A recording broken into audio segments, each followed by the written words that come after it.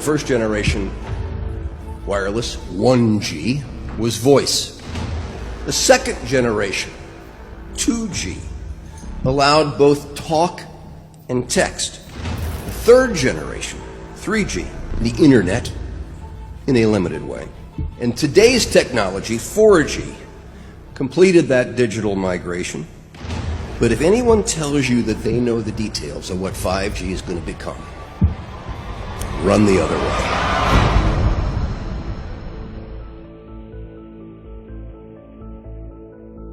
The more I know, the more I realize how little I actually know.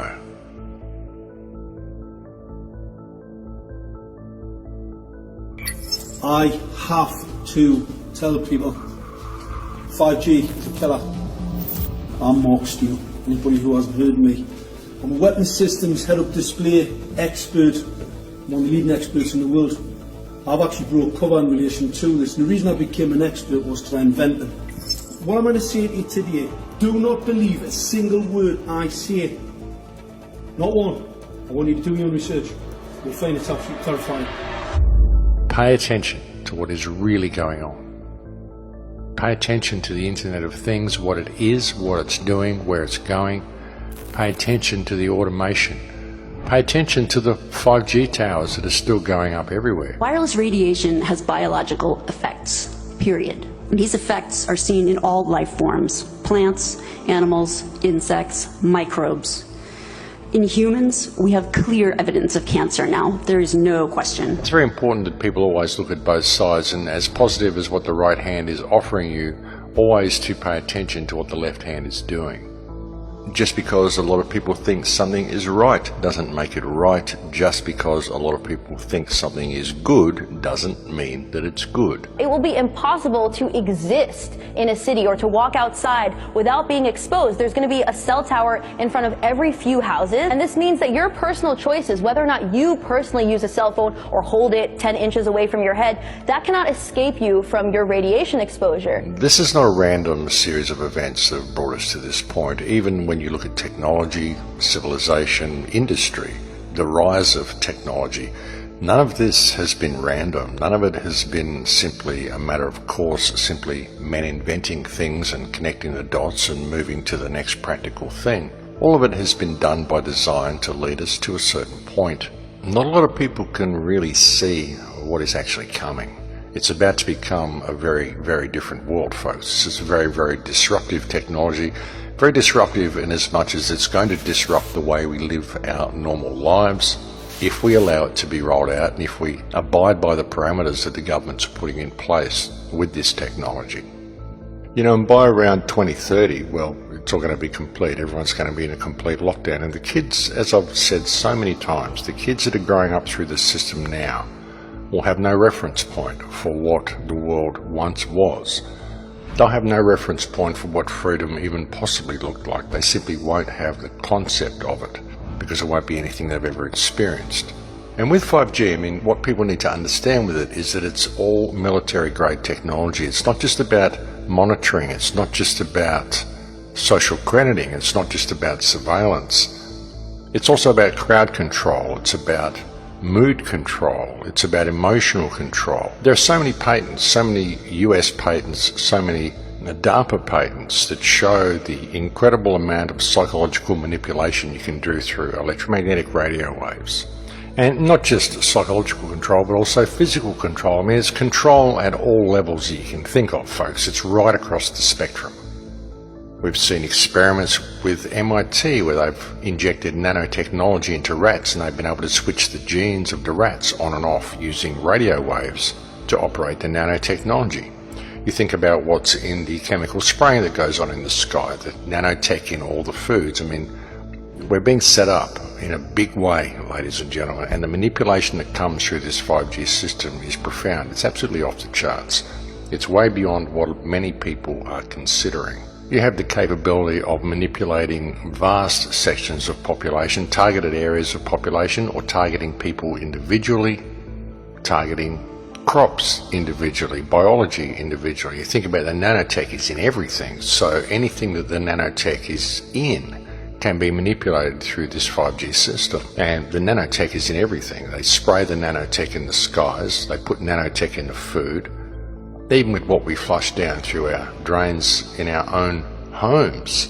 Gets passed on down through the water system, so you see this in the food chain, and there's nanotech in the food that we're eating and nanotech in the stuff that we're washing down the drains, and of course it ends up in the river system, it ends up in the fish, ends up in the algae, ends up in everything. With all of the stuff that they're feeding us about fast communications and good downloads and good connection speeds and all of this sort of stuff, that's the secondary application of all of it, or even the third application of all of it, because ultimately this is military grade technology, and what it's about is control, and ultimately it's a weapons system. You know, it's a surveillance system and a weapons system. You can have people under surveillance and then you can weaponize it and target certain individuals for elimination or whatever, heart attack, cancers, whatever you want to do to them. You just got to look at it, folks, and think, well, how much can you trust your government?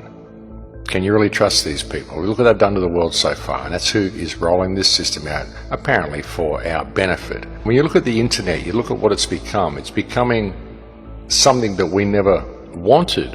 I mean, we wanted the internet there so we could have access to information, we could have fast communication with each other, but now it's becoming a digital barrier between us and reality. It's becoming something that we must interface with in order to access the real world around us. And all of our information is being removed from us and put onto what they're calling cloud computing now. They're even saying that soon you won't be able to get hard drives for your machines. You won't need hard drives because everything will be on the cloud. And all that means is that it doesn't exist anymore. It's up there in cyberspace and you don't actually have access to it on your own computer. So you can't have access to your own things. You've got to keep them on the cloud, which means you can be locked out of all of your stuff at any time. That's what it's about. I mean, I know people that have uploaded their photos to video host programs and then suddenly they get locked out and they need to verify who they are in order to access their own stuff. I mean, this is ridiculous, folks. They do all this sort of stuff and they say it's for your security.